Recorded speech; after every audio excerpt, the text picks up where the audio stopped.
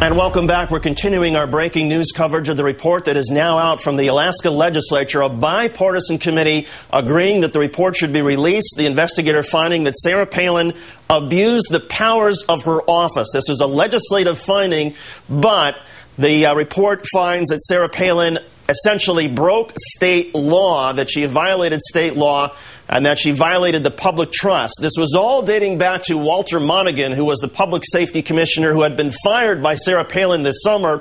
Initially, Sarah Palin said that she got rid of him because she wanted to take the state troopers under his direction in a different direction. Walter Monaghan then came out and said, no, I believe I was fired because I refused to fire Sarah Palin's brother-in-law, a state trooper who was in the midst of a severe custody battle with the Palin family.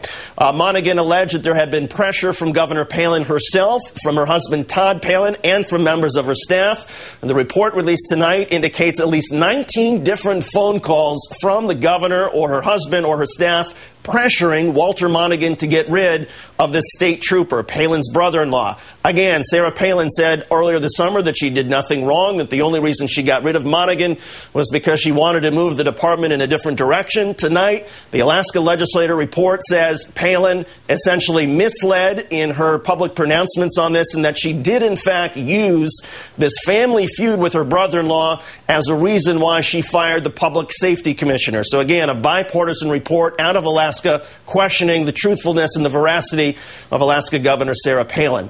Let's now bring in Lawrence O'Donnell from Huffington Post. Lawrence, what's your reaction to the report as we have it so far? David, this is a devastating moment for this to occur. We've had a Washington Post poll last week that indicated very clearly that Sarah Palin was a drag on the ticket. We have her negatives skyrocketing in polls. Her negative ratings have been going straight up. The more audiences have seen her outside of her rally audiences, the more her negatives have gone up. At that point, this report lands.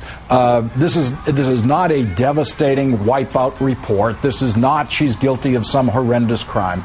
This is a report that says she violated the Executive Branch Ethics Act that says you are not supposed to take any actions in which you have a personal or financial interest. She clearly had a personal interest in this trooper situation, and that's what all those phone calls were about from Todd Palin and others, on this trooper. And so this comes at a terrible time for the McCain campaign and Palin's part in it, in which Sarah Palin is trying to be the moral authority, the voice of moral authority in that campaign in her condemnations of Barack Obama's character. That has always been a problem in her trying to deliver that message because she has not established that authority with a wide audience. This now deprives her of any chance, really, of in these final days of the campaign, of trying to establish that kind of authority that would allow her to then make those attacks. She's now in a defensive crouch for the next several days, at least, over this report. Is there any sort of defense that might stick? I mean, she has said, her lawyers have said, look, because this didn't include her, this investigation didn't include her, therefore you shouldn't believe it. Never mind the fact that she didn't want to be interviewed and refused to testify.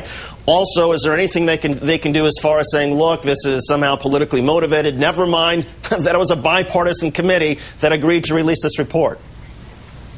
There's one sentence in this report that is going to be repeated over and over again by the McCain campaign, which comes after making the point that that this was a factor in firing Monaghan.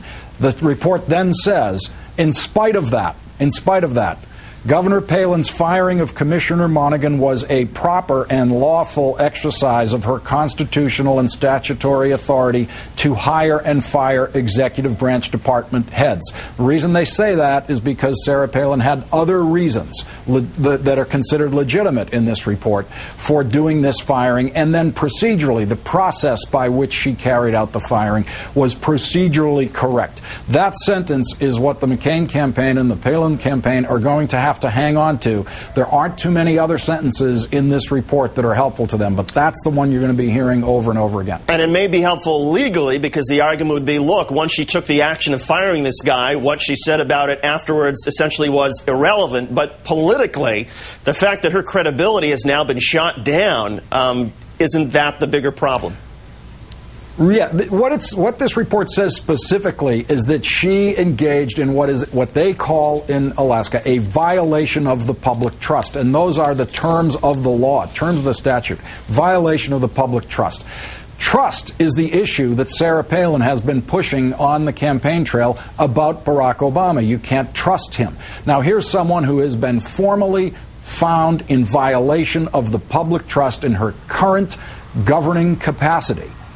She is in no position to try to make that argument legitimate or illegitimate at this stage in this campaign on the heels of this report. This is a devastating time in the campaign for this to have occurred. And what's really striking about it is this was something that John McCain knew about before he chose Sarah Palin. This was well known that she was under investigation for exactly this subject before he chose her.